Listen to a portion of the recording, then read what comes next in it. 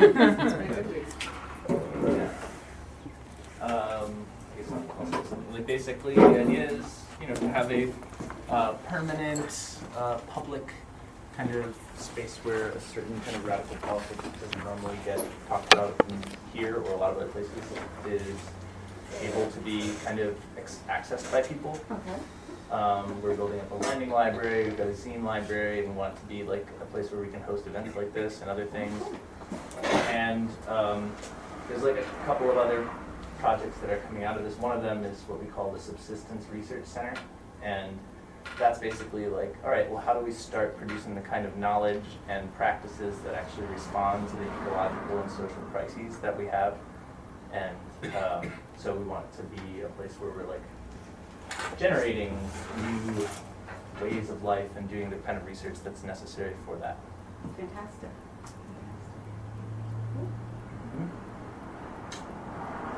So why are you all here?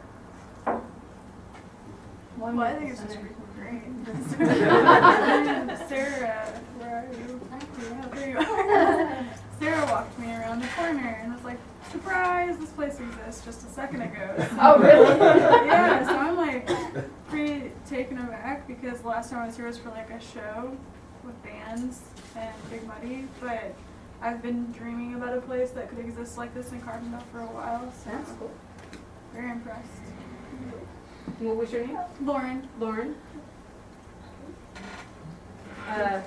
I'm Ferris, and I do some of the cooking around here. The main reason I'm here is to feed people. Yeah, right. Yeah. That's my personal mission, but I'm also very new to the political aspect of all of this, and I have been enjoying learning more every day.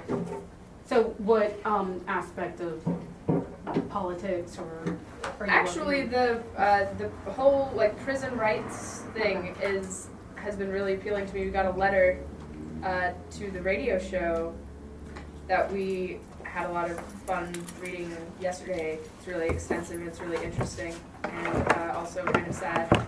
on? But yeah, that has been one of the number one things that catch my eye personally. My name's Nora. I just detest the prison industrial complex. It's awful what it does to people. It's just absolutely horrible. I just want to see it gone. Like the things it does to people, especially, I'm more geared towards what it does to trans people right now. I mean, that's what I really focus on. It's devastating when you look inside the prisons And outside. and outside the prisons and how they influence people and just how they destroy lives.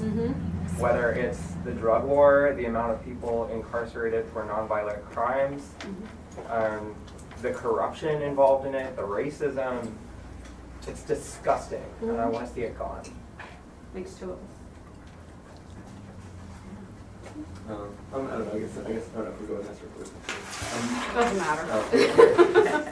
Yeah, I'm Philip. I've been trying to help rehabilitate this place and turn it into like the wonderful, creative, beautiful, loving site that it's like turned into. Also like a side of, I think, a certain amount of like hostility towards the world as it exists, and developing an analysis and a critique to create the world that we want to have.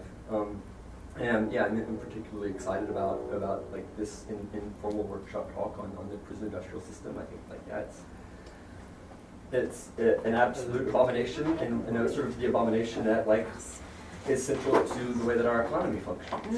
And I'm interested in like developing more of my analysis and thinking about concrete ways that we can struggle against it. Well, I guess now if I talk, I'm making this circle even more. So, It's okay. Right. But yeah, my name's Ryan. Like put selfishly, I'm in a philosophy student here, working on a dissertation that is a sort of response to the phenomenon of mass incarceration. So I'm sort of doing homework. But then put not selfishly, the only reason I'm working on a project like that is because I'm on the same page as everyone who's talking about, is terrified by what the prison industrial complex is, and how central it is to the status quo political it's getting. It's not like we've got the rest of society just happen to have these, but and so the point is if you can't just get rid of them and leave everything else the same, which is obviously not very complicated. And so that's the sort of question you need help think what that would look like. And so that's why it's good to have all these people here. So. I was just rereading Audre Lorde on the plane over, and something that you just said really reminded me of the essay I was just reading, where she talks about, the kind of activism, the work that we engage in, for some people they want it to be altruistic, and that's just BS. That it's not altruistic, that it's about survival, right? And it's a mutual survival, that there is no single, individual survival, that if, one person is suffering, we're all suffering, right? Whether we are aware of that or have a consciousness about that or not is another story, but, we're in it, so it's not selfish. We still going in that circle? No, or- we're doing whatever. It's like, this is, I'm real chill, so. Well, I'll introduce myself. What's your name first? Kim Wilson. Kim Wilson, okay. Well, my name's Noah, and I'm a student here at SIU, randomly studying mathematics. But the reason I'm here is because I'm very interested in prison abolition, partly because I don't know much about it, Okay, and that's me. cool. So. Good. Thanks. I saw D. Wash walk in. He's my friend. Hi. Hi, friend. You just got screwed. Let me introduce myself. My name is Divas. Probably most of the people here know me. I go to SIU as a grad student, and I saw this event on Facebook, so I'm interested on this, how to collectively oppose the prison industrial complex, which is, to me, it's slavery turned into the prison system. Mm-hmm. So I acknowledge this problem as this, so that's why I'm here. Cool. And everybody gonna clearly have different reasons why they're here. Doesn't matter. You're here. I'm Simon. I'm new of this place by a teacher in a department I'm not even part of. What I'm interested in is transnational discourse on abolition of prison system, Okay. and more generally about judicial system and so how to bring social change that is not only specific to its place but also can be and is being applied across nations. So that's what I'm interested in. I'm Steven. I joined him here because he talked about this event happening today. My last program in Texas, my communication department spent a lot of time teaching communication classes and interviewing classes to juvenile detention centers in the area, so I couldn't not come into a potential opportunity for community engagement in Carbondale. I'm Todd, and I'm involved in a practice in a community called Restorative Circles, which started in Brazil under a man named Dominic Barter. And I'm really interested in alternative ways, community-based ways of responding to conflict. Mm-hmm. And it's a practice being used in prisons throughout the world right now, and also in communities. So I'm hoping this will be a foundation for generating a conversation. Yeah. Especially with the issues that we have with the police. Indeed. Yes. Yes, indeed. Building alternative systems right along what already exists. Mm-hmm. Giving people another choice besides the one they have, which basically I think is about advocating self-responsibility. Mm-hmm. Yeah, I was just watching, and I sort of backed off of watching cable news because I just get angry. Yeah. And I'm in a hotel, so I don't want to destroy their property. So that's not cool. But I tuned in and I was listening to the mayor of Baltimore give her press conference today.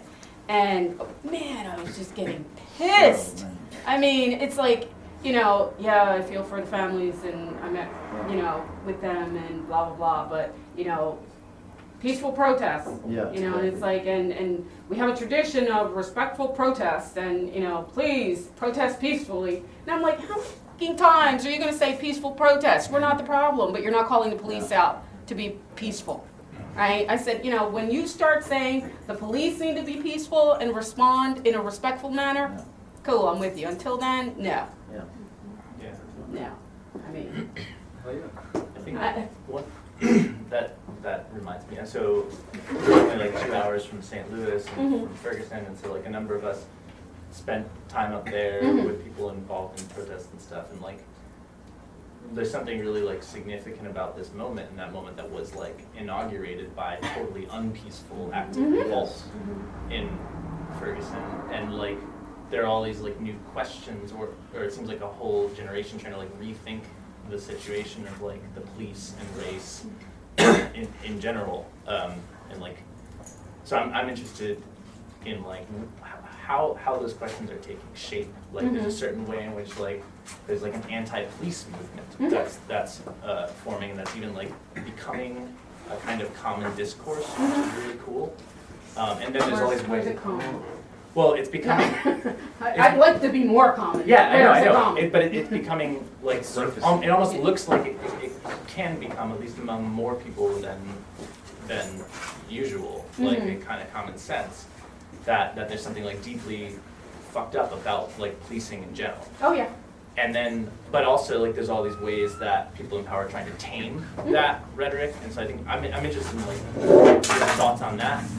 And then the other thing that I'm also really interested in is like, as we discussed, is like how a place like this can engage in like concrete forms of solidarity. Like, so Nora mentioned, or sorry, Ferris mentioned, like we have a radio show where actually like people in the Marion Penitentiary can hear us, and so then they write us letters in response to that. And like That's we want to phenomenal. know like how we can do that kind of stuff better.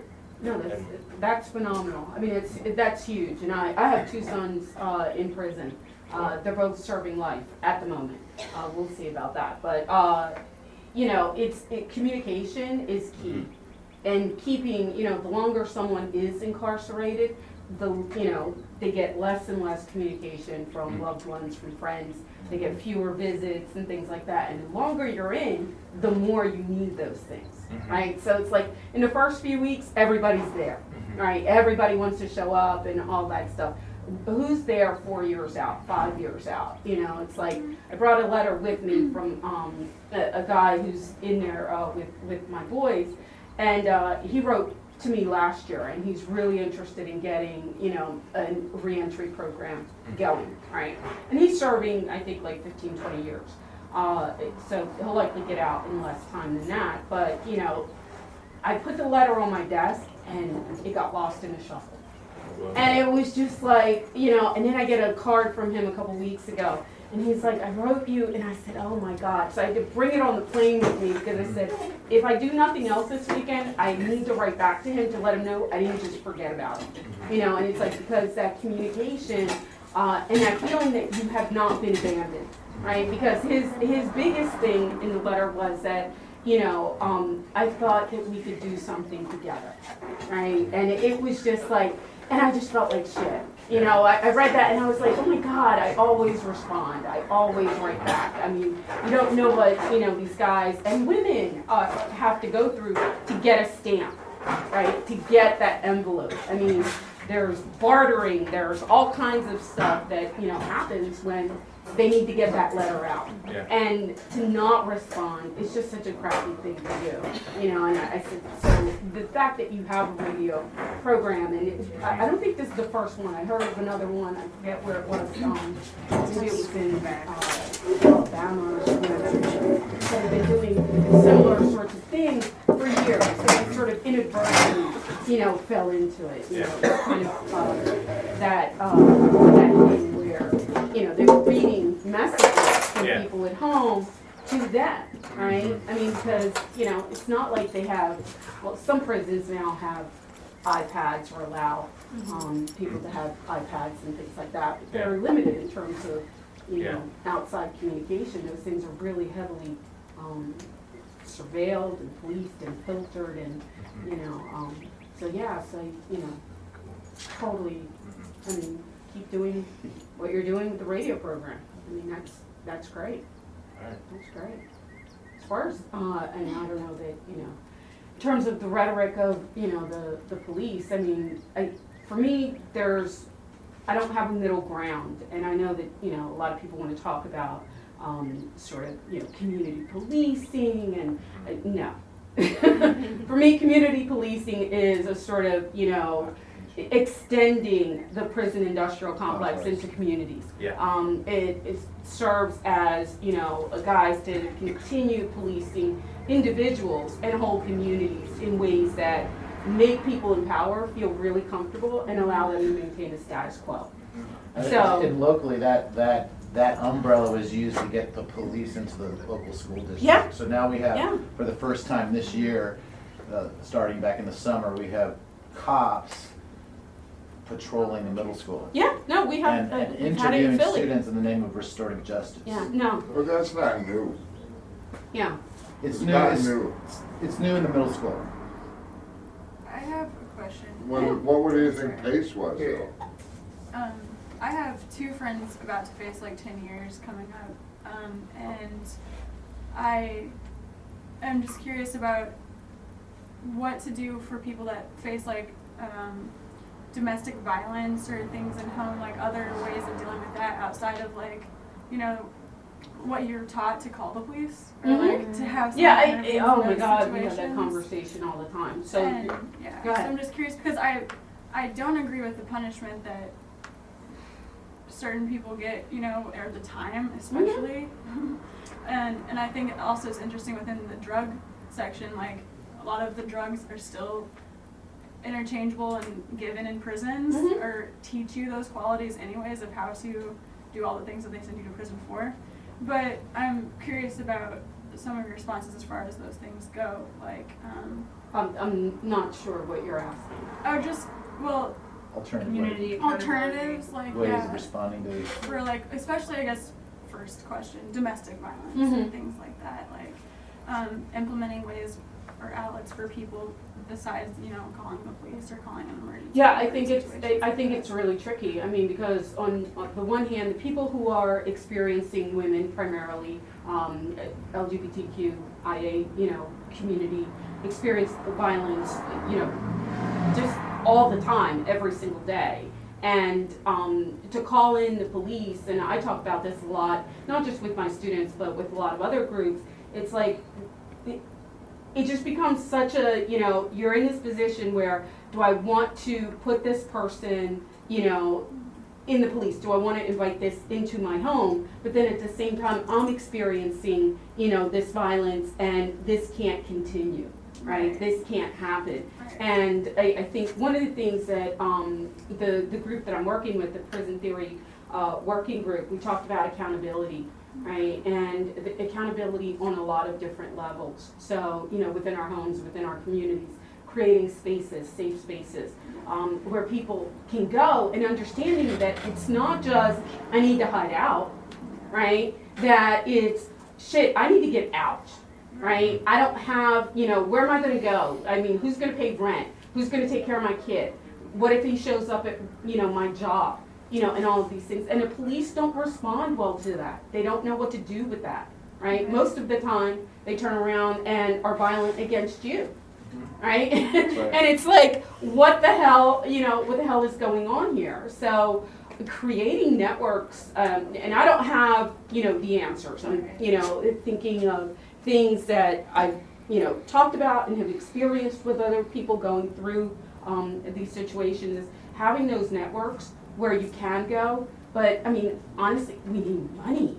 We need money. I mean, at the end of the day, people need a roof over their head. They need, you know, they need meals. They need ways to get around. I mean, the very basic things that we take for granted, those things, when you call the cops, it's like, where do you go? I had a student a number of years ago who came to class, and you know, she always would sit in the back of the class and didn't really participate, which was fine. But then I noticed that she wouldn't be there for a couple weeks at a time. And I don't know, and it's like, you know, there's this thing about being a teacher that you don't get personal, right? That you're not supposed to ask and, you know, intrude. And I didn't want to intrude. But I said to her, I don't know what the hell is going on. You don't have to tell me. You can tell me to shut up and butt out. I said, but I'm just curious because I see you here, sometimes you're here, sometimes you're not.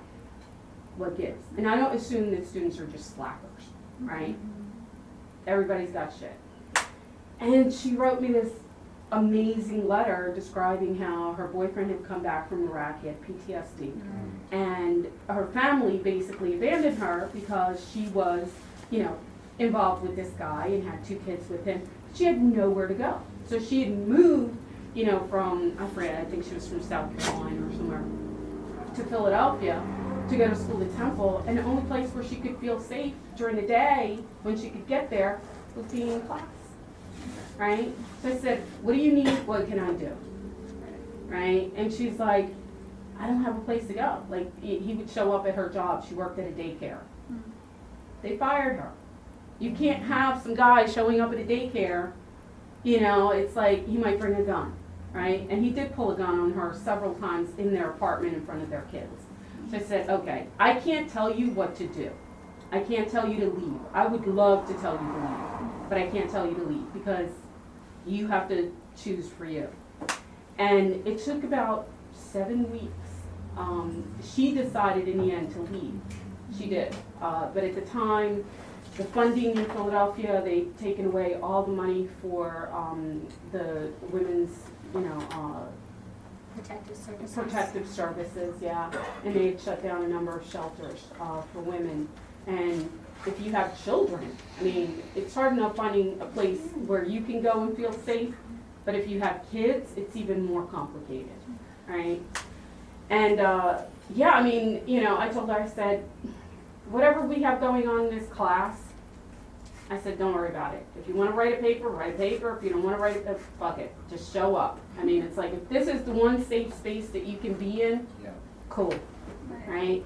And I mean, in the end, like I said, you know, she did get out. She spent a couple of weeks in a facility with her kids until she got an apartment. And last I heard, she was, you know, doing okay. But again, it takes, you know, stepping out of our comfort zones. Like, I've just left academia, in part because they don't want an activist in academia. They want not activist in academia. That's you know? I was gonna ask that question. How do you negotiate your radicality with being a professor and then? I refuse to, you know, there's no reconciling the two. Those two coexist. And if they don't, for the people who are like, well, no, you need to mind your business. So I was minding my business. I gave her the chance, you know. I was concerned, and not because I, you know, it's psychic or have some special insight or anything. It was just something, she would just sit there, and there were times when she was very, you know, engaged in what was going on. There were times she was just like, she just looked like hell. And I was like worried, you know, I didn't want, you know, I'm like, oh my God. And I that same semester in that same exact class, I had another woman who had been brutally beaten by her boyfriend, and he was on the football team, you know, and she came to class one day with her, you know, big sunglasses on. And I said, you will not sit in my classroom with black eyes and expect me not to say something or, you know, ask you what happened. And she was just sitting there, and, you know, she was like, can I talk to you? I said, oh no, we need to talk. You know, we went out in the hallway. I said, where do I find him? You know, and yeah, I know, it's like not the professor. You're like, oh, well, your paper is late. I was like, no, I got your back. Where is he? You know, and yeah, so I mean, I'm leaving academia. I left academia because it's just become a place where it's great if you can talk a good game. And I'm not putting down academics in any way, I don't think. And if it's coming across that way, I don't mean it to be. But they want a particular kind of activism. And I don't fit in with that, and I'm not comfortable with that. And my students thank me for that, they appreciate me for that, and I'm okay with that. I'm not there to serve the administrators or the board of trustees. Could you talk about this prison theory work group? Is that's outside of the school? Or No, what actually, is that? interestingly enough, it's a group of scholars who have gotten together from all over the country who are engaged in abolition work at one level or another. Some of us do teaching in prisons and run prison education programs. Others of us, are writing about the prison industrial complex in academic journals and things like that, because it's still important to do the research. It's still important to have that work and have the scholarship, there. It's great to have, Michelle Alexander popularizing these ideas through things like the new Jim Crow, but, those aren't new ideas. Those things have been around. Right, what she did, and I think, to her credit, and thankfully so, is bring that awareness to millions and millions of other people who didn't have a clue, right? So I had a student who came to me a couple of years ago, and he was like, I just read Michelle Alexander's book. He's like, I didn't know. He's like, what the fuck? And then we ended up having like a 3-hour conversation in my office about the book, and, he was like, I need to get, involved and, things like that. But it's like, is that really happening in the academy in a lot of spaces? I think there are pockets of it, and, and that's great. But why I think it's important to have spaces like this in the community, because that's where the people are. They're in the community. Academia is elitist and exclusive, and, they're not inviting the community in. I mean, I was teaching at Temple for 16 years, and just in the last 5 years, they tried to get rid of the Black Studies program. And it's like, the fuck? You're in North Philly. Hello? Did you get the memo? Okay, see, you cannot be in the middle of an urban community, right, in North Philadelphia, and say, well, screw Black Studies. This is a thing of the past. And I'm like, hello? What is happening here, right? But they'll do food drives. They like to collect cans, once a year. Do you still live in Philly? I do. I'm not moving out of Philly. That's, for me, that's the community. That's where I am. And as much as I like teaching, I feel like I can be much more productive outside of those walls. But I don't know if I answered your question, Sarah. The Prison Theory Group does a number of different things. There are 12 of us. We focus on, issues of accountability, anti-oppression. So that's across the board. So, and in every space that we occupy. So, this would technically be a prison theory working group, kind of meeting. We want it to be organic. Anyone who wants to be connected with the group can be connected with the group. You go anywhere, you're giving a talk, you can say, okay, this is what we did today. So we don't have, we haven't imposed a structure or anything like that, which appealed to me. I'm pretty selective about who I want to hang out with. I know.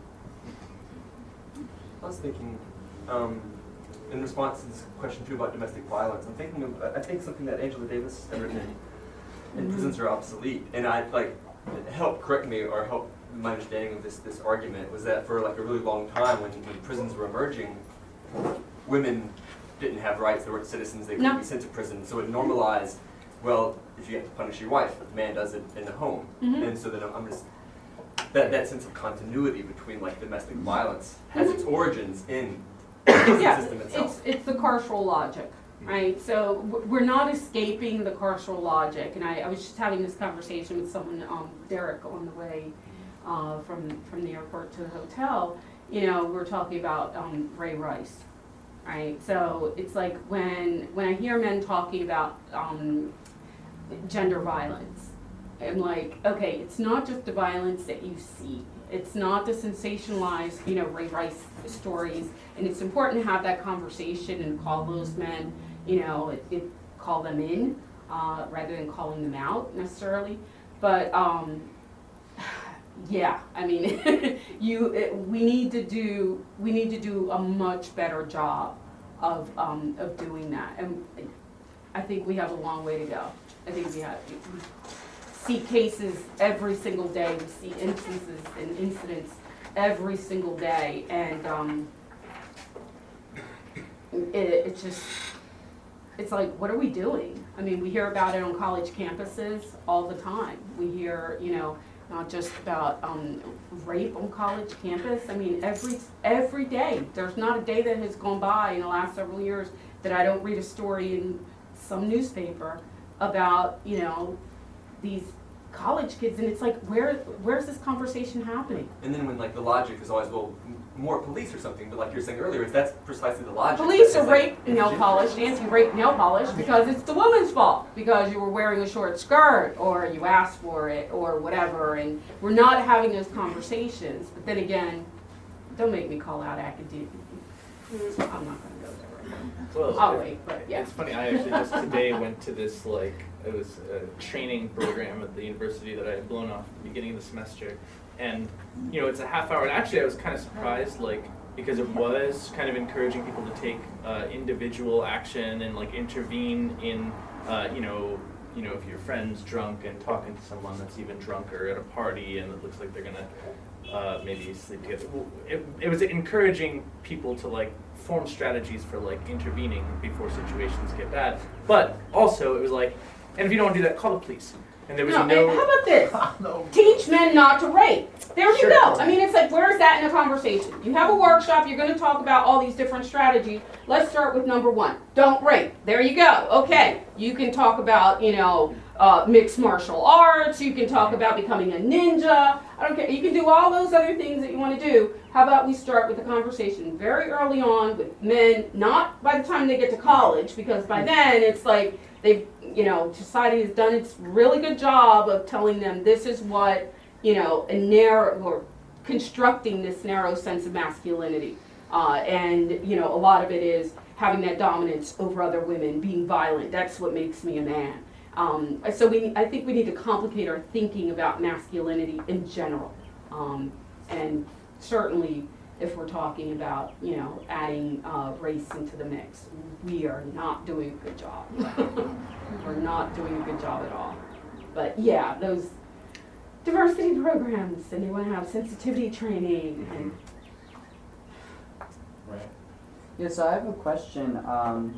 Kind of going off what Nick said, he mentioned, I guess one of the things that the police, or these people kind of encourage you to do is to call the police. Mm-hmm. And I feel like I grew up in a society where, or at least in my general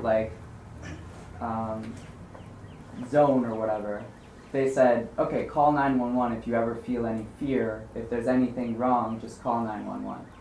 And I feel like, when I've been thinking since we've been talking, that a lot of people in this culture and society, maybe in the United States, maybe elsewhere, feel like, and mostly actually in the United States, feel like, okay, I need to call 911 if something goes wrong. So what I was wondering is if you could address maybe alternatives to that, possibly because I feel like a lot of the incarceration rates could be because of that fear. So possibilities of alternatives that are different from just, calling 911, Mm-hmm. going to the police, throw that guy in jail. Like, what can we do as individuals that's different from just that? A couple of things. I think that, those of us who have been taught throughout our lives that the police will be there for us are not people of color. So we'll just start there. That it's about, privilege and white privilege specifically, to think that, the police will be there to protect you. Black people are taught the opposite. We only need to turn on the TV, and some people will still deny it and say, well, that's just an isolated incident, blah, blah, blah, whatever. Bye, Felicia. But, it's like, this is happening, across the board. This is historically linked to the ways that we think of and treat and respond to people of color in this country. I'm not even going to get into, speaking about what's happening in other countries, but to your other point about individual strategies, I think the difficulty with individual strategies is that when the emphasis is placed on that, we tend to obscure and negate the fact that this is systemic.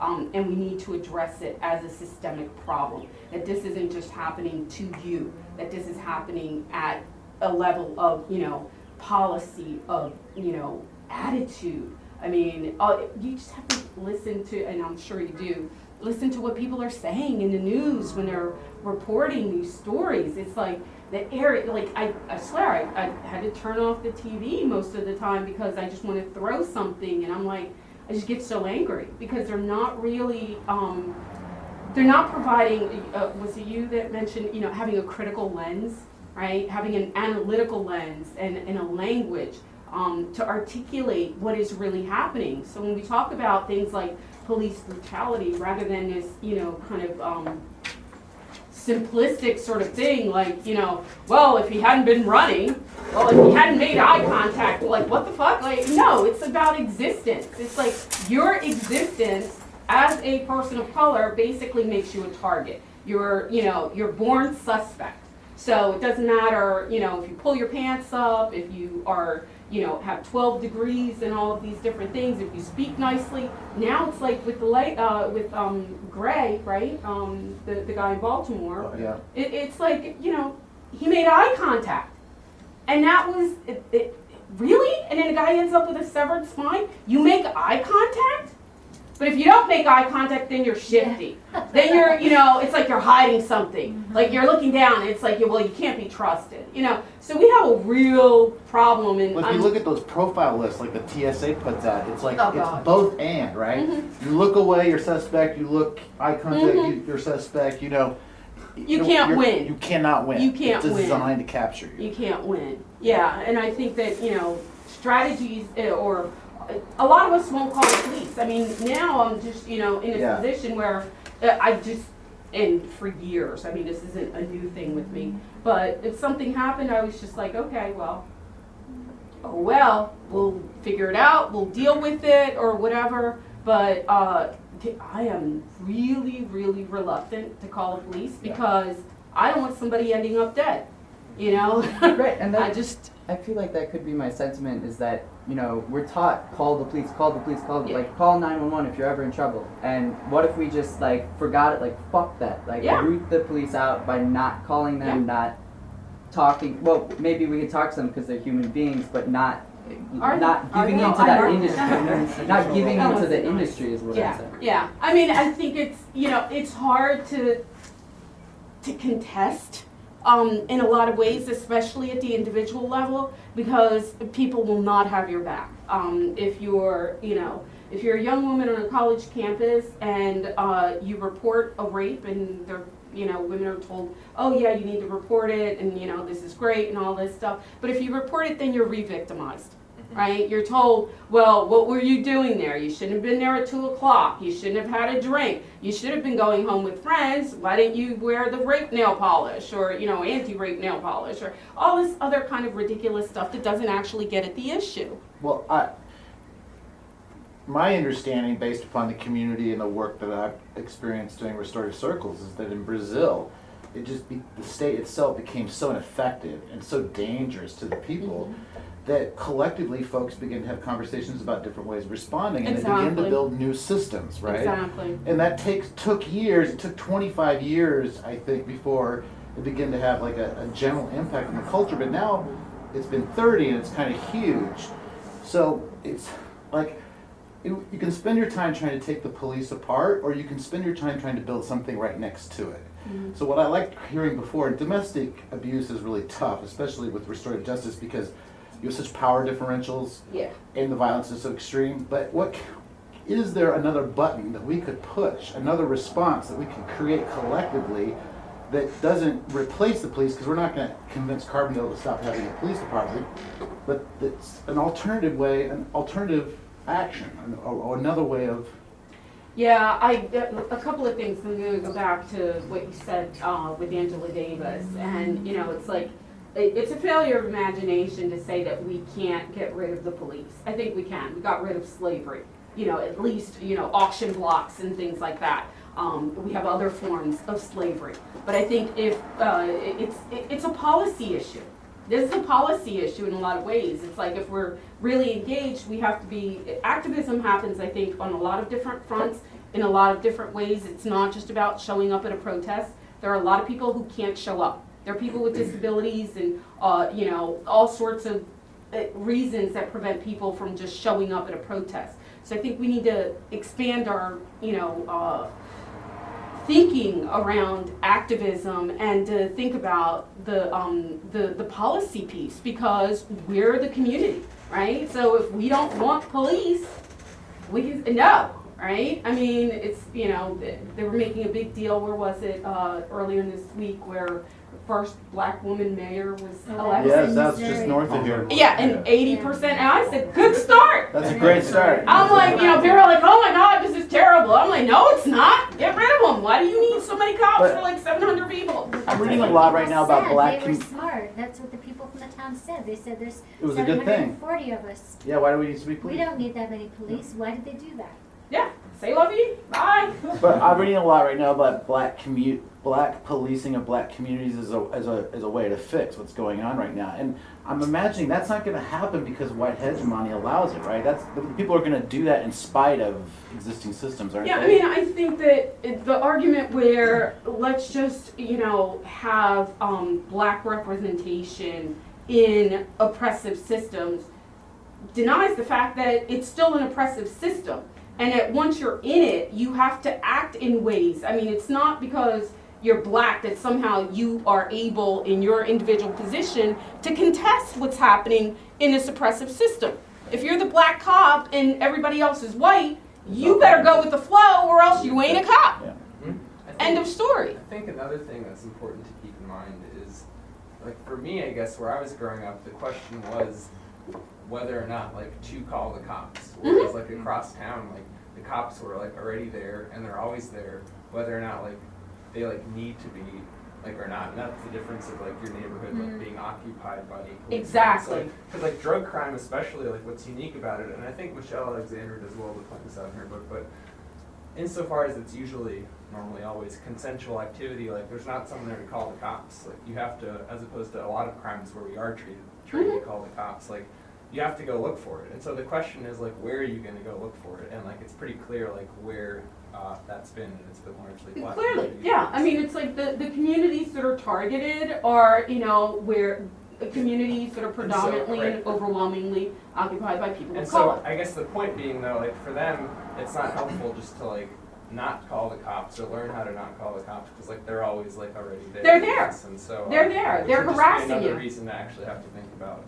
getting rid of the cops. As opposed to Exactly. just saying don't call them. Exactly. I mean, I can't tell you how many times I moved, and I lived in this. It's like right on the border of Philadelphia. It might as well be Philadelphia, but for tax purposes, they called it, suburb of Philadelphia. My teenage son would get stopped. I mean, it was every single day. It just became such a pain in the ass that he's like, I'm gonna go stay at so-and-so's house because, you see the cops, they see you, they know, they keep moving, right?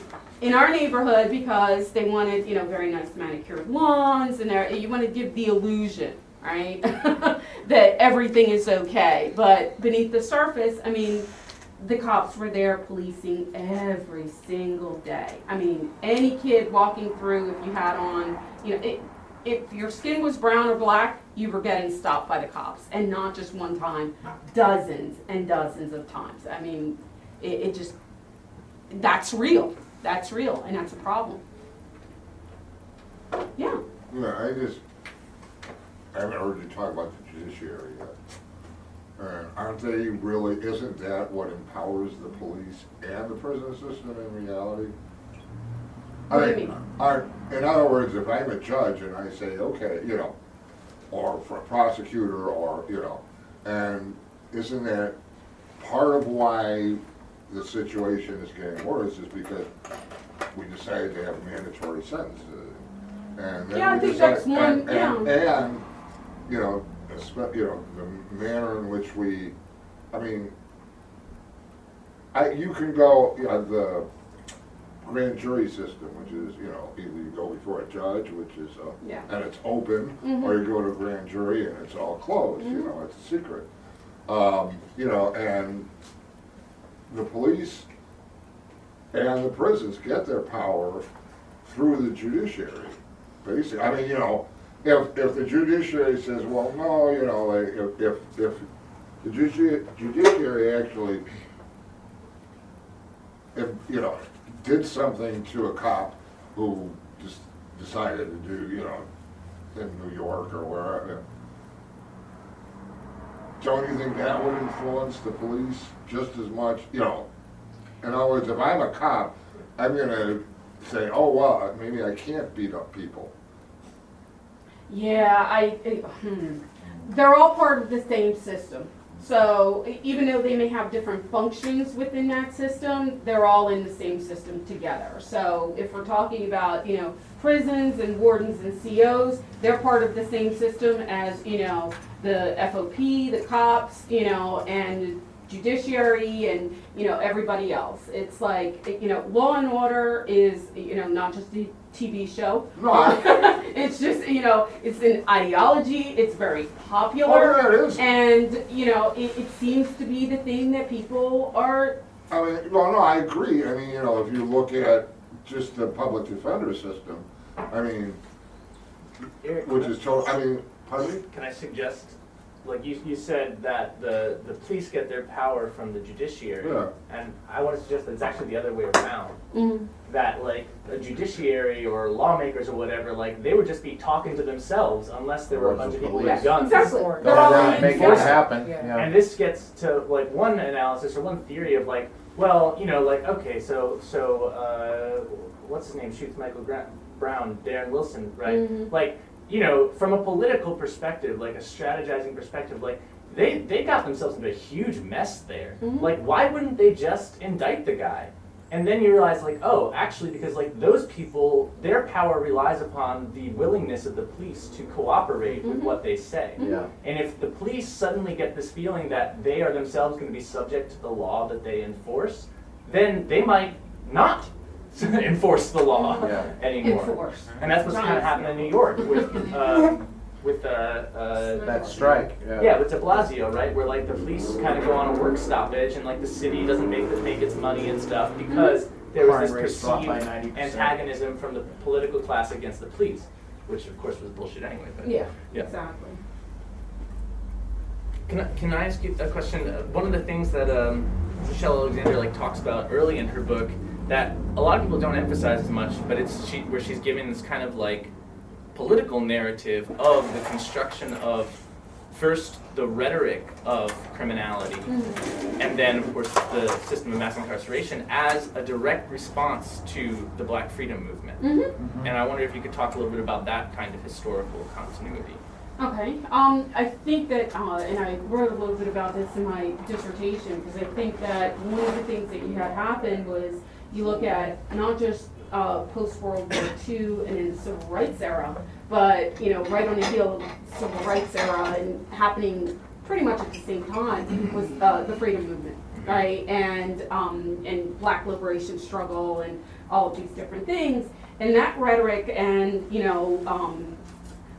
praxis, I'll put it that way, scared the living shit out of white America. It really did. And they're like, okay, let's just shut this show down immediately, right? But right as this starts ending, you have, Reagan, so he goes from being, governor of California to being president, and basically, rubber stamping CCA, Corrections Corporation of America, and making them the first and the largest for-profit prison in the world, right? So, it's like when you look at what's happening today with mass incarceration, I think that, at least I argue in my work, that you have to take a historical perspective, that none of this stuff is disconnected. That if you're looking at, and there's no, as far as I'm concerned, there's no dichotomy anymore between for-profit prisons and state-owned facilities. There's not. State-owned facilities are operating as for-profit, centers, and they make money hand over fist. So whether it's, through contracts with companies like Global Telelink, they gouge you for, phone calls. I mean, what the hell? I must spend, I don't even know. I stopped looking. It was just it's like $10 or something for. And it depends on where you are. Like here in Jackson County is like, I forget, about $10 for how many minutes? But out of that $10 that you put in, there's also a fee that's taken out of the $10 to go towards the minutes that you can talk on the phone. Yep. And my mind is blown for how much money they can probably make for people trying to just have one conversation about that. And not only that, but I think just something that I'm sure everyone's probably exposed to, but it still is very irritating, is the class and how, just you get a DUI and you have this amount of money, well then it's not on your record, you're free to go.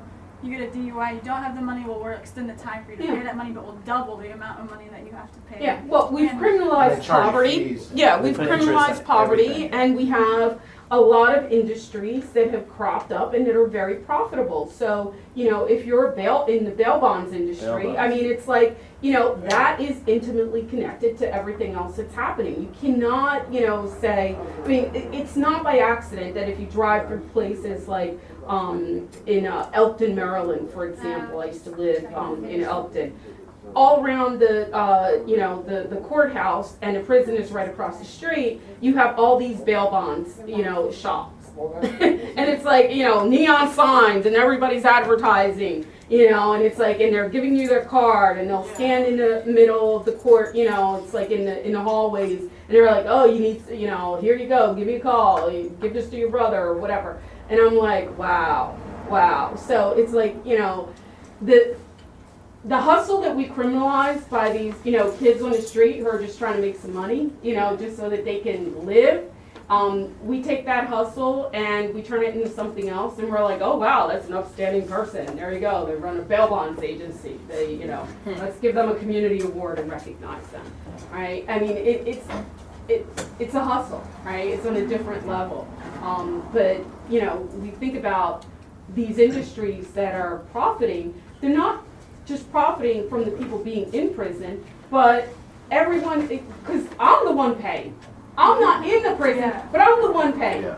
So they're taking my money, right? So it's like, I know for my boys, it's like, I pay for everything. Yeah. I pay for sneakers, I pay for personal care items, I pay for soap, I pay for breakfast, I pay for lunch, I pay for dinner, I pay for everything. And it's either that or they can barter it, or they can give up a meal to have a few minutes to talk to someone.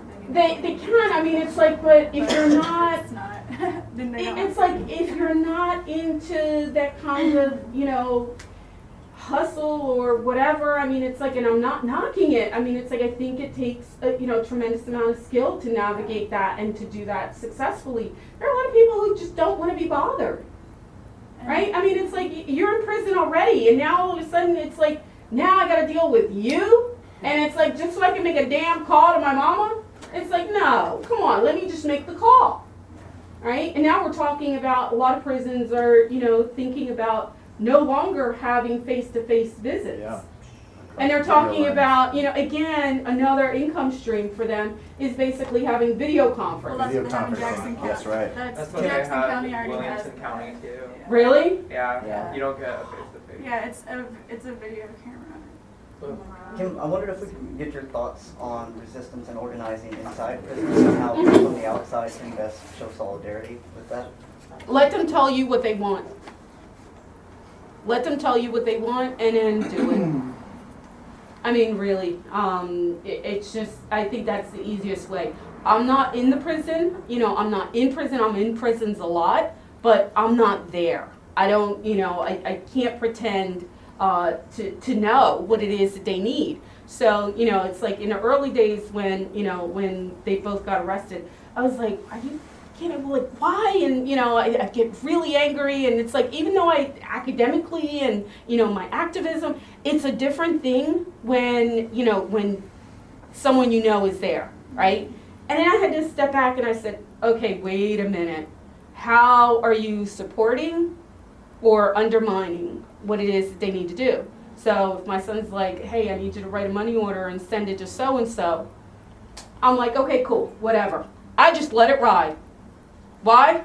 You got whatever, might be a hustle, might be something else going on, but You don't know. I don't know. And it's like, and I'm trusting that you know what it is that you're doing, right? And I talk about this all the time with a couple friends of mine about having, those networks, because you get calls all the time, and you probably do. It's like they'll say, oh, can you three-way so-and-so for me?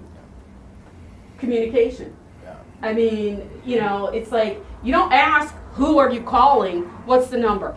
Right? Because it may be somebody who hasn't talked to their family, for 6 months, right? Now, if the family doesn't want to talk to them, you'll know that immediately, because they'll no, click, right? But they may not have the money. I had my son, my youngest one, asked me to call someone for, his mother, and I did. And the woman called me back. She wasn't available when we did the three-way. And she calls me back, and she's like, you can just hear the desperation in her voice. She was on disability. She said to me, she's like, honey, I didn't know you. She's like, but this phone is about to get cut off. I may not have a house to live in. She's like, I can't send him any money.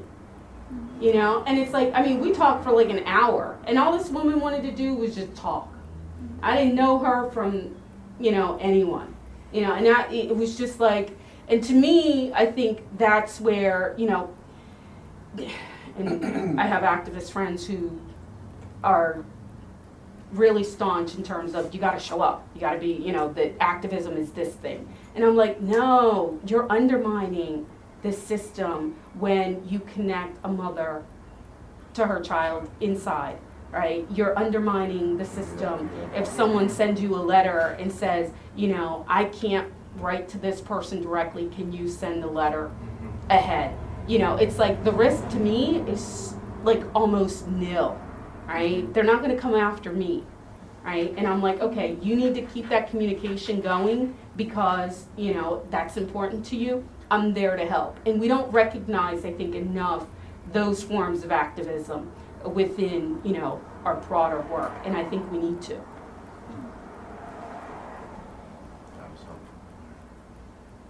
Other? I think, just making me think of how lucky we are that we have like this community radio station. Oh yeah. And it's like, it would be possible, and we have this really late night show, it would be possible to just like tell people like, all right, have your family send us letters and just do like an hour of just reading letters. Yeah, that would be a great idea. It's Kentucky. I met the people who did that. Yeah, and it that's was connected to Appalshire. Yeah, And, that's what it was. I couldn't think of. And that's what happened was they found out that the people who were incarcerated in this one institution could hear that station. Yep. Yeah. And someone made the connection and said, because there's a lot of people that live around there, they might not have phones, they might not be able to call it, and it costs money to call it. Not just costs money, but you need a credit card. In a lot of instances, you need a credit card. And if you don't have a credit, it's like, many of the people who are in prison are poor people. You have to pay money for your phone. Exactly. As well as pay for their time and their minutes. That's a great idea. And I was glad that Nick brought that up, and I wanted to just pick up on this, register of what you were just talking about, which is these different kinds of registers of activism and what's seen as being activism and what's seen as being political is often something that's really kind of hard-edged and kind of male, kind of masculine, gendered male. Sort of like, old-fashioned active principle or something, and that actually a lot of activism is really about caring and about this very, very small, small stuff like staying on the phone with somebody for an hour. And what I would be curious about ways that kind of register could be elevated and recognized better, and does it need language? Does it need for people to be validated? And I think it's always compared and always negatively compared to other forms of like more valorous and visible kinds of work, but it is labor. Mm-hmm. Yeah, you're doing the emotional work. You're doing the emotional labor when you're doing that work. You are. And you know, there, like I said before, with all the, we need activists at every level on many different fronts. So if public policy advocacy is not your thing, okay, cool, go do whatever it is your thing is, right? If you don't like what this group is doing because you don't agree with all of their politics, or you don't get along with the leaders and you got beef with so-and-so, move on, start your own thing, or, you know, go join a different group or whatever. I mean, it's like, there's just so much that needs to be done, and the entire thing is so fucked that it's like, there is room for everybody. There's room for everybody to do this work. Did you have? Yeah, I think what I struggle with the most right now with our system is that even if people are, you know, they're, what is it? Like, they're allowed to leave the prisons or whatever. They've done their time, and the worst part is rehabilitation isn't there. Yeah. So they either end up right back in there. I mean, I guess, like, how does rehabilitation look? It's not rehabilitation. There's no rehabilitation happening in prison. Right. I mean, more so There's like, how just can none. it look? Is there a potential for it when it's not for the prison to take any charge? Because I don't think amendments are the answer. It's just I just think rehabilitation is. Yeah, I mean, and we had how to nuance that. Like, how, as an activist, I don't know. Like, yeah, I mean, I help with think rehabilitation? I think it's a great question too, because we had, you know, for a long time in the pre-Reagan era, that was the emphasis, was on rehabilitation. And as soon as you introduce for-profit prisons, you have this marked shift over toward, you know, retribution, you know, tough on crime laws, 3 strikes, all of these different things that were mandatory minimums, and, you know, so on and so forth. So that really made it very difficult, and that has taken hold. Like, you know, you can, man, you will, like, You have minorities that, of course, are targeted, and absolutely, high level of them are incarcerated. When they're out, it's just like the world is just way too. They're too vulnerable. Yeah, It's more about reintegration than rehabilitation, isn't it? but we're not reintegrating. I mean, my thing, and I wrote about reentry in my dissertation, and that was, you know, the focus of, you know, what I was doing, because he said, well, wait a minute, you know, I started with initially it was about felon disenfranchisement, right? And it's like, oh, okay, you know, we got to get voting rights. We got to make sure that people can, you know, participate in this democracy and all this stuff. And the more I started reading about that, the more it was like, this thing got, I mean, that's important, don't get me wrong, but in terms of the things that needed to happen, it's like when 67% of people who get out of prison return to prison within 3 years, we got a problem. Yeah. Right? We're rehabilitating people into an already like broken society. Well, but we're not doing anything while they're in prison. I mean, it's like we have people who are in prison for, you know, it's like in what they call the SHU, secure housing unit, you know, who are in their cells for 23 hours a day. Recreation for that 1 hour entails going into this thing that they call the cage. So you move from your cell, which is teeny tiny, and you have a slot where you get your meals or whatever, to literally a cage in the middle of the room where you can walk around like in a circle. Like, really? And it's like, and then we're expecting that someone who has spent, let's say, 20 years in the SHU is going to move into the general population, right? And mind you that if you move into the general population and you have an argument, you have a fight, you look at a CO crooked, you get caught with a cigarette, and who's bringing the cigarettes in? The COs are, right? Yeah, I mean, exactly. the nurses, the staff, they're the ones who are bringing it in, right? But if you get caught with it, you can be back in the SHU. I know guys in the SHU that, you know, went back for 5 years. I mean, it's like just like that, for one tiny infraction. And then it's like they open up the gates and they're like, well, bye. Yeah. Go ahead, you know, Right. you get arrested, you know, and then 20 years later, it's like we Because open up the doors. Around here, a lot of people getting kind of released right around here. Bus rides to Chicago, nowhere to go, you know, passing through. I mean, people It'd be need, great yeah. if we had a way to catch those people and support them, you know, and give them But we need strategies. that. We need to do that work long before they get out.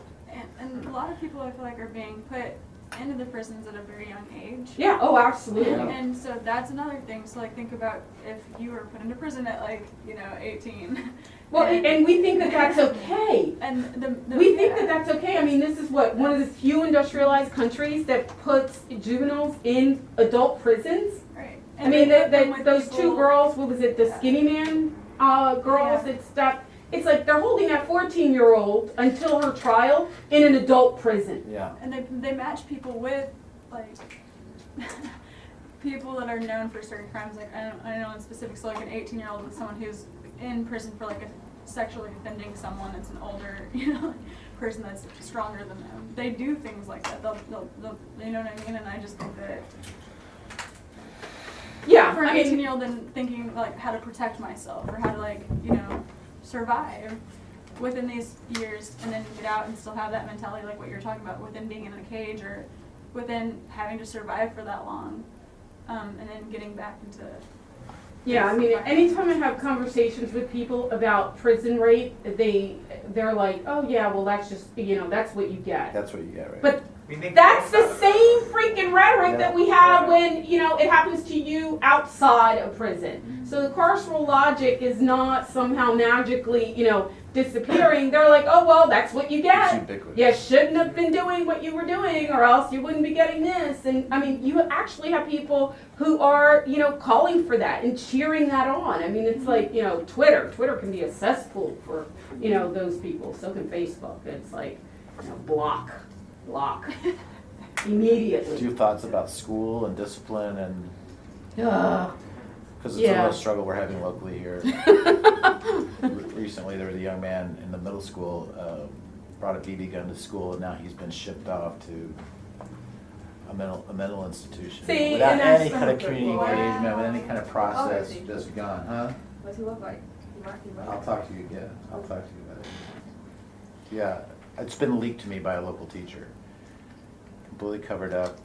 I mean, And I want to find a way that we can build resistance to that as a community. Like, the students are being ravaged in the middle school here. we're not, I mean, it's like we've allowed corporate money into the schools. Yeah. In such a way, and the emphasis is shifted from education and all these things to testing, and privatization of education. I mean, it's happening in Philly. It's been happening in Philadelphia for a long time. With all the charter schools, we have very few public schools, left, and that is intimately connected to the school to prison pipeline. So, in Pennsylvania, I mean, it's like, the former governor, Corbett, what a hack. But, he basically gave up all pretense that there's a school to prison pipeline. He's like, it's just a prison to prison pipeline. Let's just build a juvenile detention center with a classroom in it and just, cut out the middleman. Yeah. What? And they're like, oh, this is great. Jobs, And I'm like, oh my God, just shoot me. I know. It's like, Are there good models, do you know if, I mean, I can think of one in Chicago, Nick was involved with it too, the PMAP. Are there some good examples that you know of where people are getting into prisons to teach?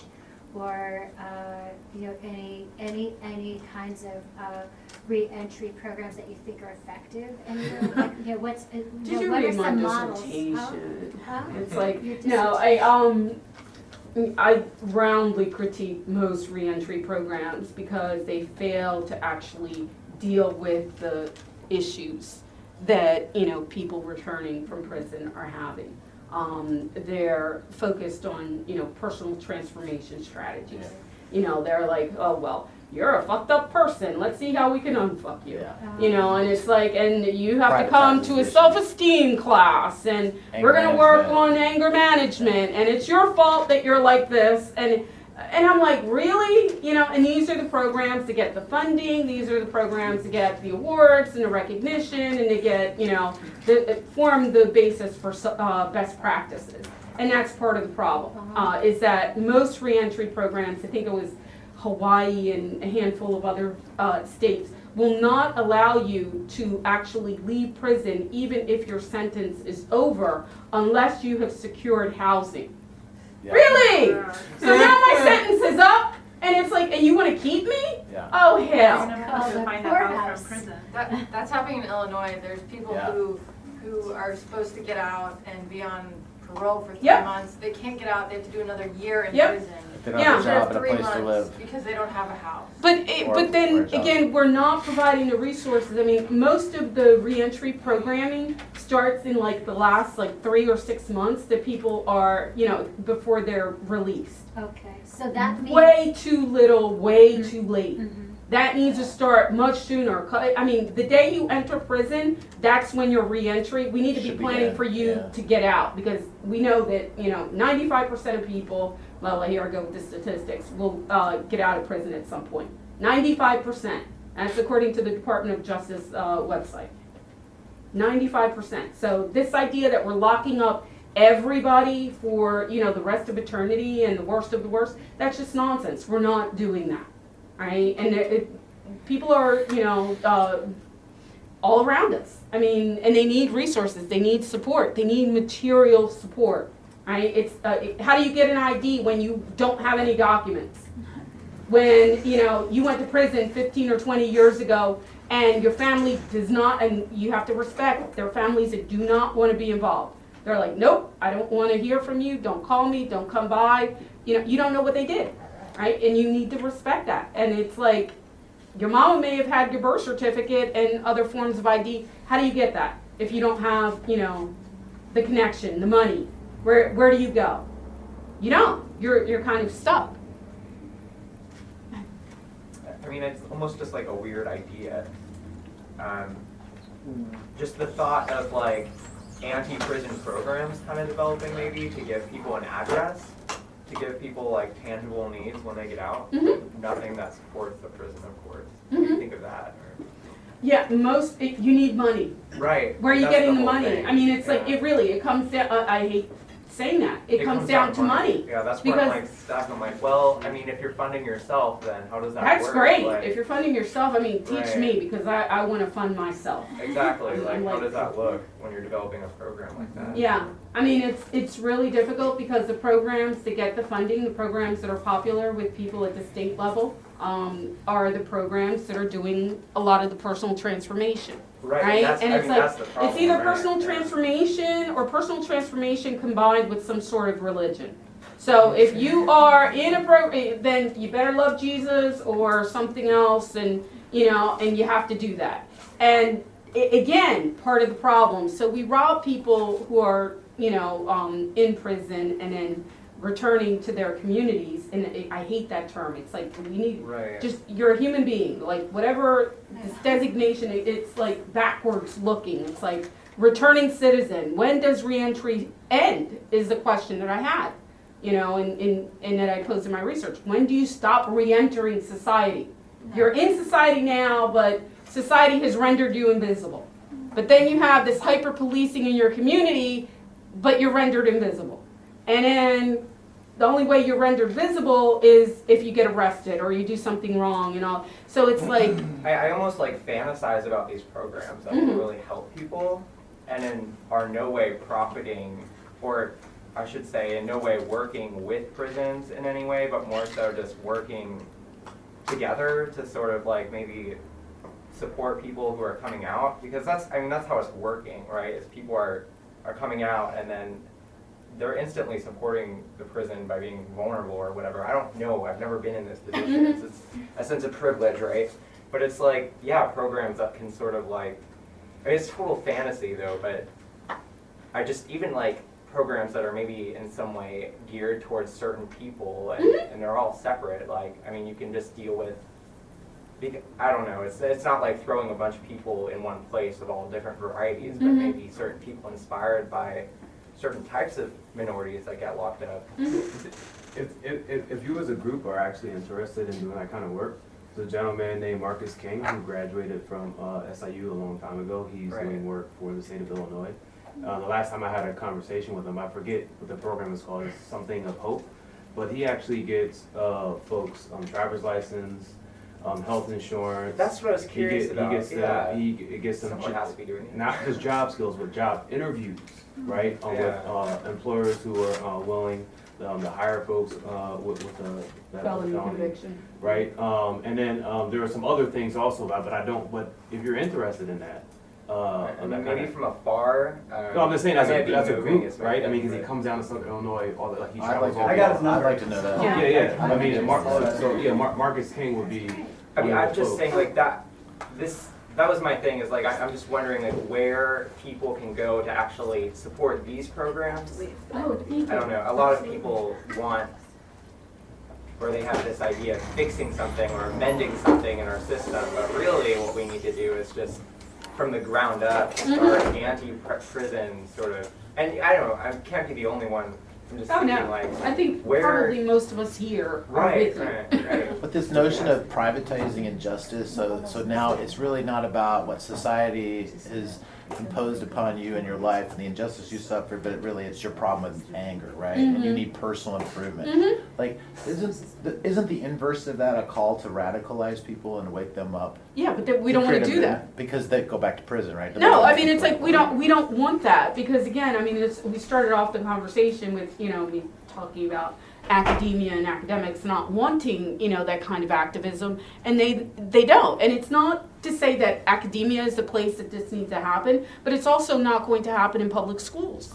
Right? I mean, teachers can't have those conversations with their kids. Teachers are trained. They're not educated and they're not critically engaged. They're not political, right? And they don't want them to be. They don't want them to be. They don't but want them us to as be. activists, isn't that what we want? Is to We do. Isn't it a great opportunity to de-privatize and de-individualize the experience of somebody coming out of prison for them Absolutely. to wake up to the fact that they're a victim of a great injustice? Oh yeah, I don't think that I disagree with you in terms of that they need to wake up. I think they get it. I think they're more than anybody else are keenly aware that they got screwed by the system. And so how can we harvest that and create action out of that? Yeah, I mean, I think in a lot of different ways. I think that, whether I think we're looking for one organization or a hub or something like that, and I don't think that that's workable. I think that the minute it becomes that, then you lose the community sense, you lose the kind of work that people are engaging in. Going back to Nora's point, it's like if you want to work with certain communities, there are a lot of people that I know that are activists that will never work with LGBTQ, communities. And I'm like, what's wrong with you? So it's like, okay, I mean, those are whacktivists as far as I'm concerned. It's like over here, moving on. I mean, because to me, it's about anti-oppression, right? Period. Right? So if that's not part of your activism, we're not cool. I mean, we're not down. Yeah, we're, working for the same cause, but it has to be anti-oppressive, period. Like, for me, it's really about dissolving that whole, like, the rhetoric of a criminal, really dissolving that and making it, aware that these aren't bad people being put in there. I mean, it's working because when we look at a criminal, we just have this idea of not only what they've done is terrible, but what they look like, right? I mean, it's just this whole rhetoric of fear of criminals. But exactly, but I think that we need to also complicate, how we think of a criminal. Anybody in here never broken a law? Not possible. Lying. Not I ever. mean, not ever, exactly. One time. Right? I mean, it's like, but then you're marked. You have that, scarlet letter when you get out, and it's like, and we're expecting those people, and we're holding them to a much higher standard, right? So it's like, I know in Delaware, for example, if you're getting out, of the state prison, they put you in a halfway house, right? And those things are horrible, right? Most of them are horrible. So you go to the halfway house and they tell you, well, you have to go look for a job. Where in 2015 do you know that you show up and got to fill out applications? Like that, no, that's just not even the model. It's like we're not even keeping up with the times, right? And they tell them, well, you have 2 hours. If you know anything about Delaware, and I don't know how, public transportation works here, but Delaware, it's like... Sorry. I was recently I was in Georgia with a friend who's an activist down there, invited to come in and talk to inmates in a work release program as an extension of the jail. But they would say to these guys would go, "Can you give me a ride? I have a job, possibly." But they wouldn't give them a ride. So they're relying on the few people that would come through the door from the outside to try to get rides, but the system itself wouldn't support them at all. Yeah. Towards Yeah, getting but to a they, place. yeah, But they had to do it in order to stay in the program. They had to but find in Delaware, they won't allow someone to come and give you a ride. They won't even allow that. They won't allow that. They tell you have to catch the bus because they don't know who you're going to be associating with, right? So, and again, this is where public policy comes in because these, you know, we talk about freedom of association and all blah, blah, blah. That sounds nice, right? But again, they have these, you know, policies in place that say, well, you can only associate with these people. The people that we think are okay and are going to be good influences. So if you have a felony conviction in a lot of states, you can't live or return, you know, to public housing. Right? You're like, if that's where your family lives, you can't go and live with your family. Where are you expecting these people to go? Right? They're going to live under a bridge.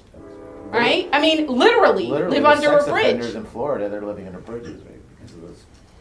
I wonder if you could maybe talk about the connections between the super exploitation of prison labor and the super exploitation of the working class people, society.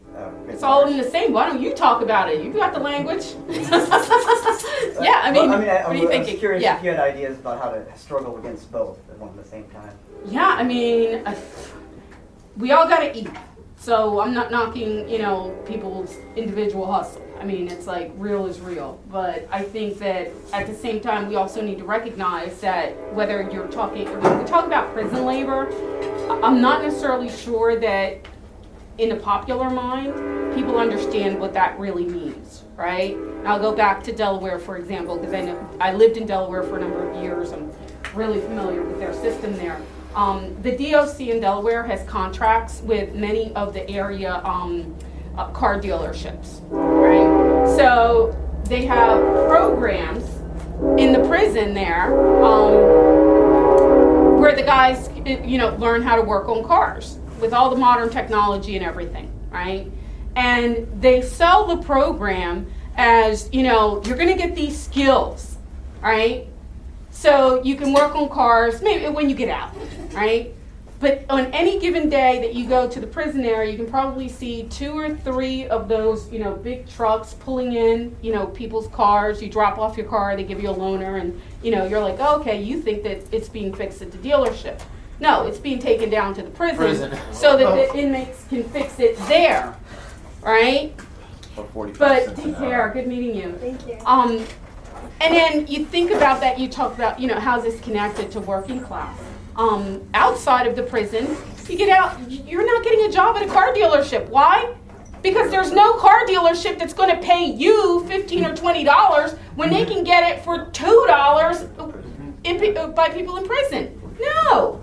So it's like, but again, where is that conversation happening beyond, you know, something like prisons are obsolete and whatnot? I mean, that's as widely read as it is.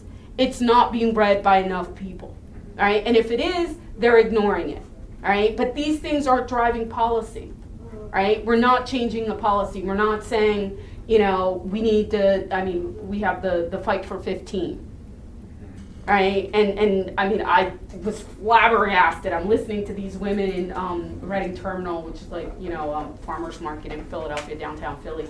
And these women were standing around last week basically saying, oh yeah, $15, that's just ridiculous. They're the ones getting underpaid, right? They're like, that's just ludicrous. My boss will shut down the shop before she pays me $15. These people need to leave me alone. And I'm like, oh my God. But again, I mean, it's like, you know, what do? Go intervene and start reading Marx to them? I mean, it's like, you know, no, it's like, you know, exploitation of wage labor and all. They don't want to hear that. They're like, look, I got to eat. So if you're going to come over here with that activism, they're going to shut down, you know, my show. You know, it's like, where do I go from there, right? I mean, it's like, and I don't mean to make it sound hopeless, but I think that by just engaging and beginning to have those conversations, which is the kind of thing I would do in my classes. You know, I was teaching a critical theory class last semester, or last year actually, last spring. And the way they wanted me to teach it, I was just like, this has nothing to do with critical theory. Like, are you serious? I'm like, you know, no, I don't traffic in, you know, in crap. I'm not doing that. Here's the new syllabus, right? And at first, I mean, the students were like, who's this lady with an afro up here talking about, you know, this like radical shit? Like, shut up, you know. By the third week of the semester, once you open the door, I told them, I said, you can't shut it. Once you open the door for them and they walk through that door and they're like, oh shit, this is what's going on, they refuse to go back, right? And the administration, I mean, this is why I left. The administration hated that because they were like, wait a minute, so 70% of our college courses are being taught by adjuncts. This is connected. This is connected, right? So, you know, they're looking at the exploitation of labor right there in front of them, right? It's not some obscure, abstract, theoretical concept that's happening somewhere over there. This is happening like right here. And how does it, and they're like, well, wait a minute, our tuition went up by 19%. Where's our money going? And I said, well, you have the nice shiny pyramids on Broad Street. They built a, 15-story building, and, you know, they have a Tony Luke's, and you can get designer burgers, and they have a climbing wall. I mean, there you go. And you get a degree. They don't want an education, they want a degree. You know, and it's like, but then when you push them, you know, because the idea that the students don't want to hear this is BS. Because once they start hearing it, and I'm not telling them, you know, or indoctrinating them, and that sounds devious, even though I am. But reverse engineering. Yeah, exactly. Reprogramming. You know, it's like once they start making those decisions for themselves and seeing how this applies to their own lives and figuring out, well, wait a minute, what does this mean for me when I get out? You know, how is this going to impact me when I go on the job market? I'm like, what job market? I mean, I asked all my students on day one, I said, okay, what are your majors? What do you expect to make when you graduate? You know, what's the value of your degree on the open market? And I get things like $100,000. And I'm like, are you slinging rocks? Because put me on. I want to make $100,000 a year. What? And I'm like, as an undergraduate? No. No. And I tell them what adjuncts are making at Temple. I mean, it's like $250 a week before taxes. And they're like, but you have like 85 years of schooling. How is that possible? You chose the wrong major. You should have gone to, you know, STEM or something. Right? Don't do some esoteric shit like, you know, over in liberal arts. And I'm like, oh, see, I mean, it's like, so I think that we have a lot of work to do. I mean, it's like, you know, we can have these conversations when they're young. It's not like, we're not just waiting for when they get to college. I think we can do that work, you know, in the middle schools. We need to take back the schools. That's right. We need to take back the schools. I mean, the front line on the prison to pipeline of the schools. Absolutely. I mean, you interrupt that, but you see the resistance from city council people, from mayors. I mean, the mayor talks to the kids in Philly like they're trash. Yeah. Like, you know, and he ignores them. You know, it's like, and a guy running for mayor Educators now. are very carefully trained to not see young people as people. The dehumanizing aspect, and I was teaching in a college of ed. I was teaching teachers, you know, and I asked them, I said, so what are you going to do when, you know, some kid walks up to you and is like, fuck you, miss.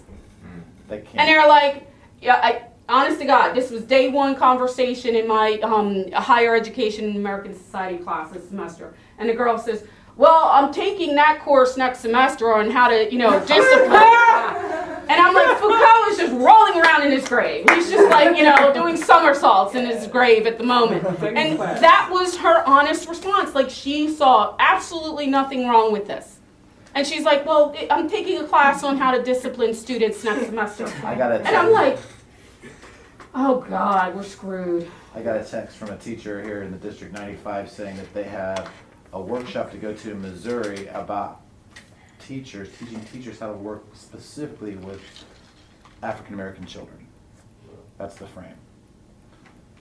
I'm not sure I have a problem with that. I want to know what the content is and who's going to be in front of the room. Yeah. Right? I mean, because, you know, they're An exterminating Nazi. I mean, it's, you know, because I think that there are, and I just had a former student who was teaching in a Philadelphia public school and she quit.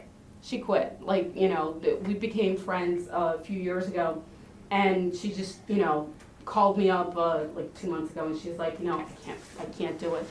I can't do it. You know, she was trying to teach. She was doing her student teaching, and her head teacher was white, and you know, she's a woman of color.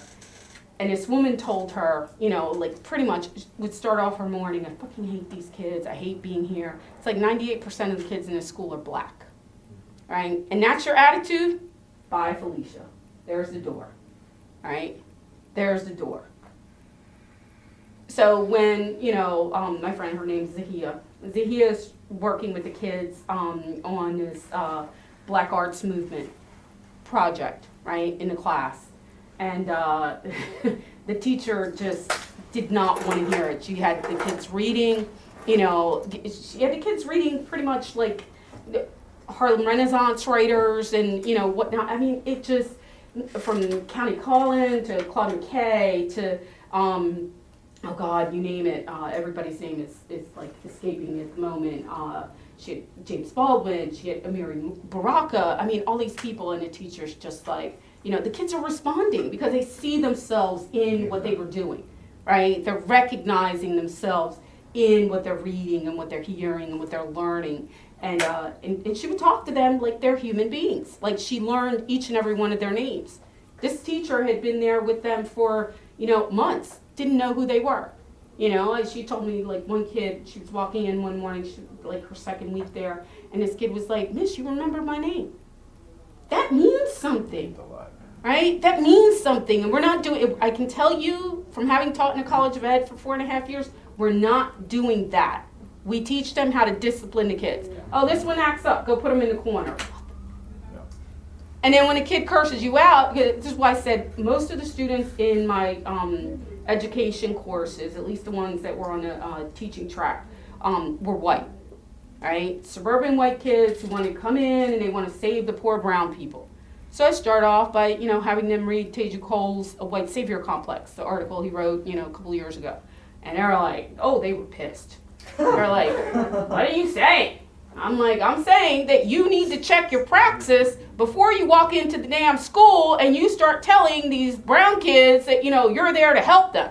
You know, and I had a girl in class who was like, well, you don't understand. These kids get angry. I'm like, I don't understand. Okay, cool. It's like dangerous mind repeat. Like, you know, dangerous minds. exactly. Yeah. Exactly. So I mean, we're not challenging that within the academy, and people's, you know, individual precarious position in the academy makes it very difficult to contest. Yeah. Right? Very difficult to contest. You're not going to get it, you know, TAs can't really contest, all right? Adjuncts aren't going to contest. Full-time faculty aren't going to contest, and neither are, you know, even tenured faculty aren't contesting on a broad scale. Individual acts of protests are great, but I think that collective acts of protests are what's needed. So I have a question, real quick. Makes it hard. Sorry. I think Hannah had her hand. Oh yeah, you can. Yeah, go ahead. I was just thinking about the how, you know, this conversation going a lot of different ways, but kind of just thinking about the idea of how the importance of education and sort of working within the system to some degree, but also trying to work outside of it, but then not working outside of it, particularly in regards with younger education, so often is a privileged thing to be able to do some kind of alternative school that's not public. So I was just thinking in particular about the teacher who was just fired, I think, in New York because her students, I think middle school or elementary school, wrote letters to Mumia. Yeah, it was in New Jersey. By the way. Yeah. Yeah, and so, I mean, that's an example of just like, you know, writing letters, and she's fired for that, and, you know, so it's just, yeah, I'm just kind of thinking out loud, but that it seems important to be working both within the system and finding ways to work outside of it at the same time, and also to be supporting people that are trying to work with education in that way. Yeah, I think I agree with, I think, most of what you're saying. I'm not sure I disagree with parts of it either, but I think we need to recognize that people are in really tough positions, right? So part of this group that of Black scholars who get together to meet and talk about, how do we take care of ourselves in this oppressive system? How do we, deal with the academy? How do we deal with the daily pressures of, whether it's microaggressions from colleagues or students or what have you? How do you survive this system? And it's like, even though I'm no longer an academic, right? So I don't have an institutional affiliation.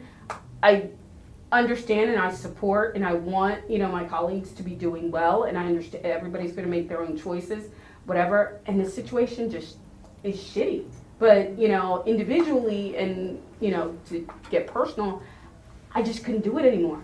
I got to the point where it was like, it made me physically sick. Mm-hmm. Like, I would show up on campus and I could not eat.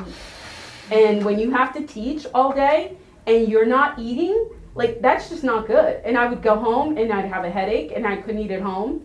And then the next day I would just basically be in bed. So it would take, a day and a half to bounce back just so I could go back and teach my next class. And man, I was like, Wednesday, yes, week is over. I can like just relax, but it would take until Friday before I could actually move, right? I would just literally be sitting there, watching TV, HGTV, hate watching HGTV, mindlessly because I couldn't do anything else. Mm-hmm. And I'm like, I know a lot of people in that position and it sucks, and it's like, okay, yeah, very comfortable job and all of that stuff. The kids in prison, blah, and I'm like, fuck it, I don't care. Wow. Deuce, I'm leaving, and I did. I mean, it's like, so in terms of what can we do with kids, I mean, I was ranting about all of this on Twitter a couple months ago, and I do a lot of ranting on Twitter about justice issues and what have you, but I was talking about the importance of art as practice of self-care and healing and dealing with tragedy and trauma, and not so much in a sort of clinical model sense of like paint your pain. I'm not doing any of that shit. Like how can we use art to heal, right? So whether it's kids writing poems about whatever, it doesn't have to include the pain. Right? It's there already. It exists already. And this woman said, I tweeted out, I said, I'm thinking I should do an arts camp or something this summer. And this woman who runs an organization said, well, what do you need? So we started this conversation, in my DMs, and we met a couple months ago, and she's like, well, let me see what I can do. Yesterday, went and saw the space that they want to give me, and it's freaking gorgeous. They're like, here. Wow. I mean, like, just, what can we do? How can we make this happen? So, I mean, we'll see if it can get off the ground by summer. That's the goal. The space needs to be, fixed up and whatnot, but yeah, we're looking to recruit kids from across Philadelphia and have them come in. And, again, kids gotta eat. There's no employment in the city of Philadelphia, really, for, young people. So I said, we'll make it a creative entrepreneurs workshop, as much as I hate that term. But, it's like the funders were like, yay, there you go, make it rain. I'm like, all right, cool. They wanted to give me money, and I submitted a very modest and slim proposal, and they came back and they were like, we want to give you more money. All right. I've never had anyone in academia say that. Ever. Ever. And I wasn't holding my breath that anyone in academia would ever say that to me. All right. So I just got to the point where I was like, you know what? I'm going to figure it out. I'm like, if I got to twerk, I'm sure that there's some kind of fetish, audience out there that will pay for my twerking.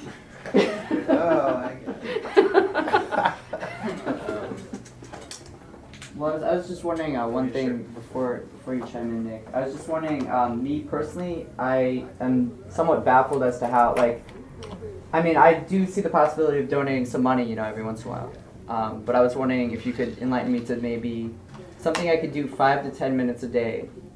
I know that I can devote my mind and my mindset to helping these people out and you know this. But what can I do 5 to 10 minutes a day?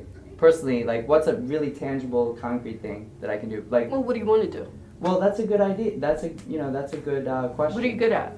I'm good at writing. So There you go. is Write that- letters. Write letters to prisoners. Is that Well, you can write letters to prisoners. You can write letters to people. You know, Congressmen. congressmen. Exactly. Shit like that. I mean, exactly. Cool. Right. I mean, we need people writing op-ed pieces. We need people, you know, blogging about this. I mean, and again, it's like we need to complicate our understanding and our thinking around what is an activist. If all you got is 5 to 10 minutes a day and your skill is writing, write a blog post. Yeah, and see, that's where I ask the questions because I feel like a lot of people maybe in this room are also kind of lost in academia and they don't know where they can concretely act. And I feel like if people were to ask themselves that question 5 to 10 minutes, and that's why I asked myself that question, and I feel like you as an authority like can tell me write 5 to 10 minutes a day, and I will write 5 to 10 minutes a day really. about this issue. And so if No, really, and it's like, and there are a lot of other people, there are a lot of activists, there are a lot of organizations. You're here in what do you need, right? What do you need to keep this going? Have you heard of blackandpink.org? You might actually be interested in that, but you can connect with people in jail that are, usually they're going to be like LGBT oriented though on this website. So you might actually, that might be appealing to you if you want.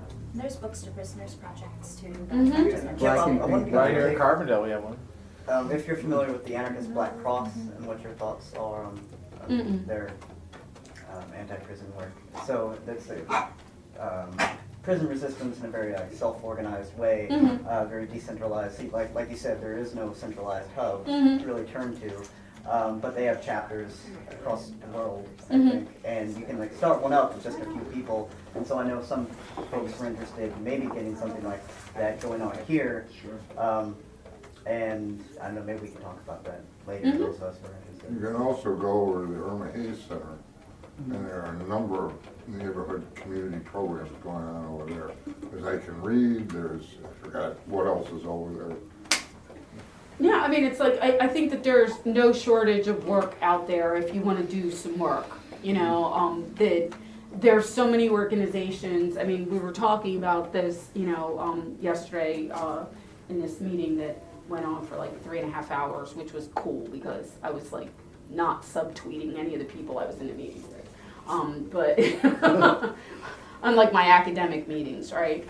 But, you know, we do all of the work. Right, so we write the proposals, we go, you know, we do the fundraising, we talk to the legislators, we're doing all of that work.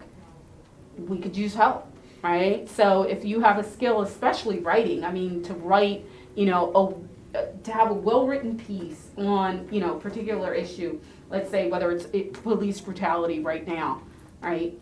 It's like, that's something that needs to happen. It needs to continue happening. And yeah, it's like, you know, the internet, there's a lot of crap out there, but there's also a lot of really great stuff that is critiquing it, that is, you know, calling people to action. And writing is activism.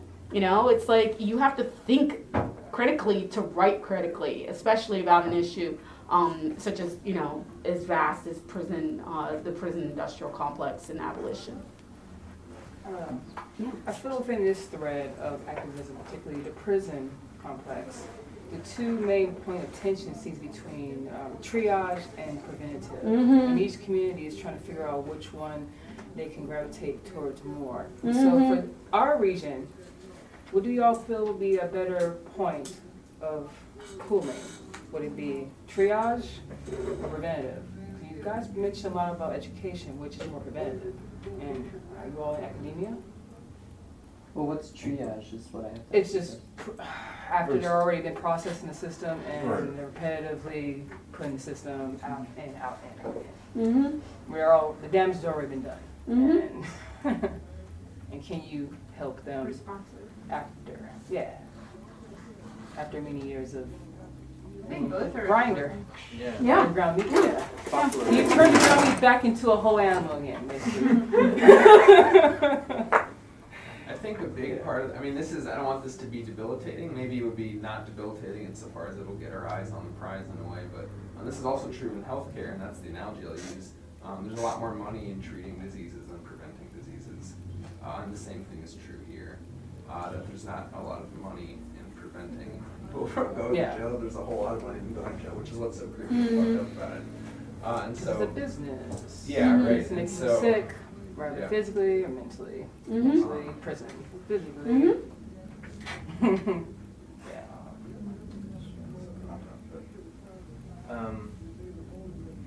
I think I heard Hannah say both, and that like one could be a part of the other too, right? Like that is like if we're really focusing on like solidarity work and the triage aspect of it, you know, if we have, if that develops a kind of culture around that, then that you know, maybe be also like spanning out to preventative work. I mean, I'm not sure.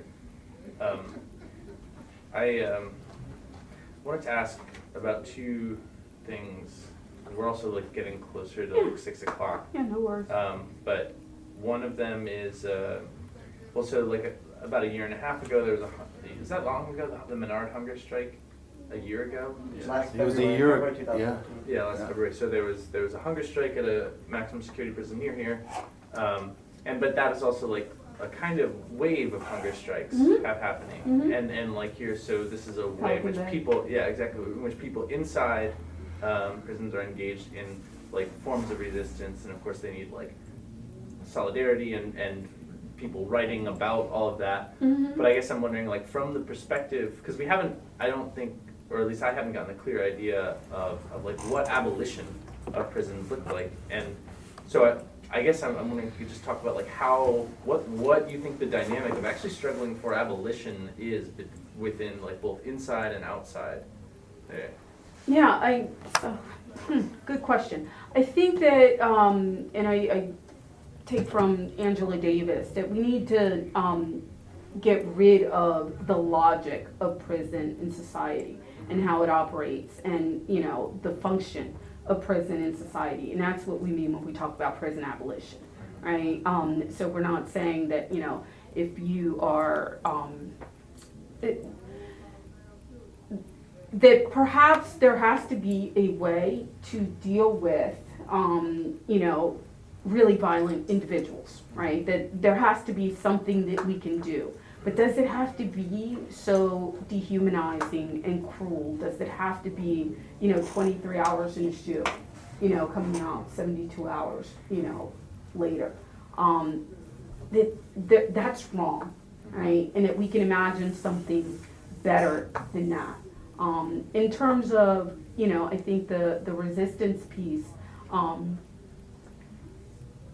people, in my experience, and I'm just gonna say in my experience, and knowing a lot of people in prison, they're resisting the system in a lot of ways every single day, right? And every time I walk into a prison, I'm always reminded of just how much is required to quell that every single day. That you need layers and layers of fences and barbed wire and people with guns and all of these different things, because they know that, you know, it's like, and these guys are doing everything they can to, you know, and I'm speaking guys, but women as well are doing whatever they can to contest that system every single day, whether it's, you know, they're tattooing themselves, right? So, you know, and this is a conversation I had with my boys, and they were like, you know, one of them got in trouble for, you know, getting a tattoo. And why? How do you think? What did he get in trouble for it, or Yeah, what did he want to why did he get in trouble for it? The racist authorities, racist. Who did he get in Because trouble he's with? doing something that he wants to. Who did he They get in have trouble with? contraband. To do that, you have to have something you're not allowed to have. Sort of. Taking No. control of his own body. You are yourself. You're almost doing something Self-expression. for yourself. That's You're doing something for yourself, but Yeah. once you're in prison, you are property of the Right, prison. So you have no autonomy, right? It's like So it's like you belong to It's them, self-expression. and you are damaging state property. Right? That's That's literally the infraction. That's that he literally the was- infraction? Yeah, that was the infraction. You're damaging state property, right? You're damaging. Elisa Gunther writes a lot about confinement, right, and solitary confinement, and she's testified before Senate hearing committees a number of times about this issue. But a couple of years ago, I went to a Rethinking Prisons conference that Lisa put on at Vanderbilt, and she described what happened to one of the guys on death row that she knows who was, tried to commit suicide, right? So he went up to the roof, and he was allowed a certain amount of freedom within the floor, the space that he was given. And he took his bed sheet and he threw it over the pipe, and he tried to hang himself. Well, he wasn't successful. And basically what they did was they charged him not only with damaging state property himself, but they charged him like $2.40 for ripping the sheet, and on and on. And it's like, and then he ended up having to be, it's like, if you think solitary confinement is bad, it's like even worse, because basically what they do is they, Suicide watch. yeah, it's suicide watch, suicide prevention, right? They say it's for your sake, and it's like, oh God. There's another layer of torture. They basically, shackled him 24 hours a day to the bed and doped him up. And not allow him to sleep because they're checking all the time, waking him up. Are you there? No, it was like he wasn't put back in the cell, but in the medical unit. So, it's like, we have all of that, and from what I'm seeing, it's like, when I see that they're getting their hair done, they're cutting their hair, they find ways to, really stay connected to their humanity, and I know it's like, and that's great. It's like, I'm okay with that. I have days where I don't want to get up and fix myself up. So it's like, you're under these conditions, and they're like, no, I have a visit. I'm going to cut my hair. I'm going to, look really nice. I'm going to, they'll trade sneakers just so that they can come out to the visit in really nice sneakers. Right? It's like, what are we doing? Right? It's like the punishment is prison. Right? The punishment is confinement. But now we've decided, and we're going to punish you once you're there. We're going to make it even worse once you're there. All right? We're going to make it even worse. We're going to... The punishment begins the day you enter prison. It begins long before that, I think. Yeah. Long before that, right? But we also, as we were talking earlier, we've expanded that punishment to ensnare the whole community. I know in Delaware, it's like, my boys know, and this is where I talk about in my research, it's intergenerational now. Right, because the oldest one in his unit, he's there with cousins and brothers, and not his cousins and brothers, but whole families are incarcerated. Like, most of the kids he went to high school with are there, right? And these kids are serving 15, 30, 35 years. It's like, what the?